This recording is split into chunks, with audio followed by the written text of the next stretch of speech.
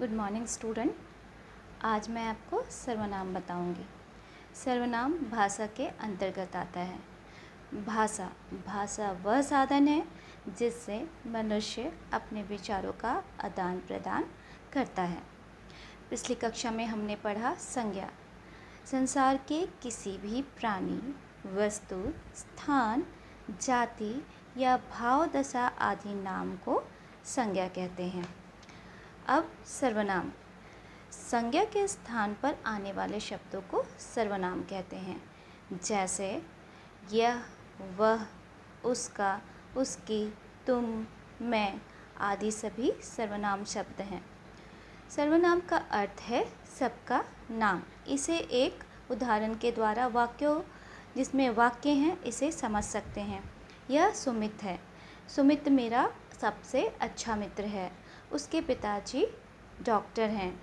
उसकी माताजी और मेरी माताजी एक विद्यालय में अध्यापिका हैं। ये दोनों अच्छी सहेलियां हैं।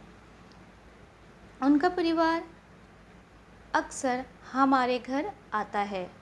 हम भी उनके घर जाते हैं। तो इसमें जो रंगीन शब्द है यह, वह, मेरा आदि, ये सारे सर्वनाम हैं। अब है सर्वनाम के भेद। पुरुषवाचक, निश्चयवाचक, अनिश्चयवाचक, संबंधवाचक, प्रश्नवाचक, निजवाचक। पुरुषवाचक सर्वनाम। पुरुषवाचक सर्वनाम के दो उपभेद हैं। सबसे पहले पुरुषवाचक सर्वनाम। जिन सर्वनाम शब्दों से वाक्य बोलने वाले, सुनने वाले तथा जिनके बारे में बात की जा रही हो उनके बारे में पता चलता है, उन्हें पुरुषवाचक सर्वनाम कहते हैं। जैसे मैं, हम, तुम, ये आदि। इनके कुछ वाक्य पढ़ते हैं। मैंने खाना खा लिया। हमारा घर बगीचे के सामने है। तो इसमें मैंने और हमारा क्या है? पुरुषवाचक सर्वनाम। दूसरा है मध्यम पुरुषवाचक। बोलने वाले, सुनने वाले के लिए जिन सर्वनाम शब्दों का प्रयोग किया जाता है वे मध्यम पुरुषवाचक कहलाते हैं। जैसे तुम, तू, तुम्हारा, तुम्हें, आप आदि। इनके लिए कुछ वाक्य पढ़ते हैं। तुमने मुझे बुलाया। आप क्या कर रहे हैं? तो इसमें तुमने और आप क्या है? मध्यम पुरुषवाचक। अब तीसरा है अन्य पुरुषवाचक। बोलने वाला जिसके विषय में बात करता है या जिनके विषय में कुछ कहता है वे शब्द अन्य पुरुषवाचक कहलाते हैं। जैसे यह, उसने, ये आदि। इनके कुछ वाक्य पढ़ते हैं। यह कोने में खड़ा रो रहा है, उसको भी खाना दो। तो इसमें यह और उसको क्या है? अन्य पुरुषवाचक। दूसरा है निश्चयवाचक, जिसे संकेतवाचक सर्वनाम भी कहते हैं। जिन सर्वनाम शब्दों द्वारा किसी व्यक्ति, वस्तु या घटना आदि का निश्चित पता चलता है वे निश्चयवाचक सर्वनाम कहलाते हैं। जैसे इसने ही खाना बनाया है।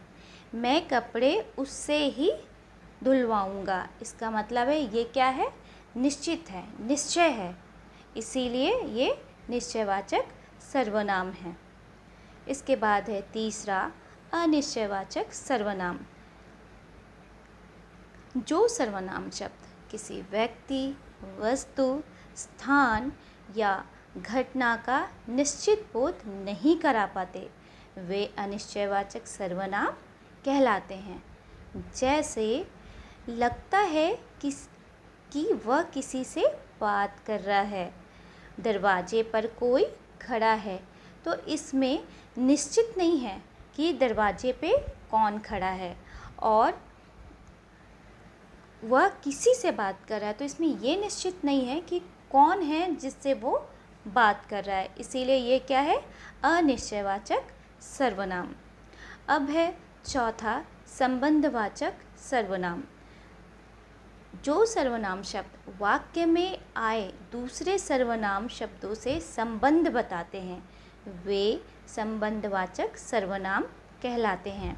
जैसे जिसने तुम्हारी सेवा की उसे इनाम दो।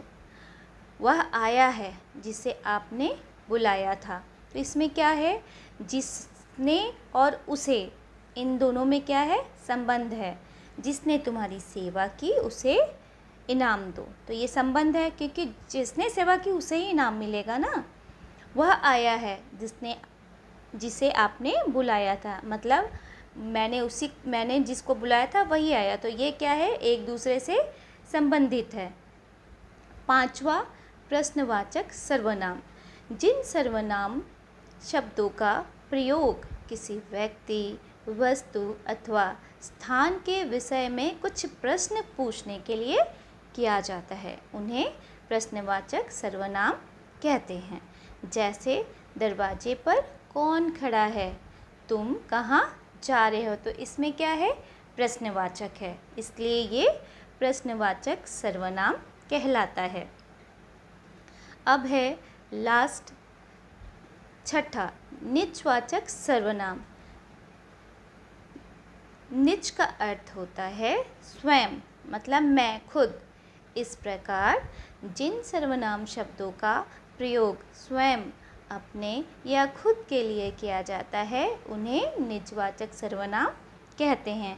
जैसे अपने, आप, स्वयं, खुद आदि, ये क्या है, निजवाचक सर्वनाम। उसने अपने आप यह चित्र बनाया है, तो ये क्या है, निजवाचक सर्वनाम।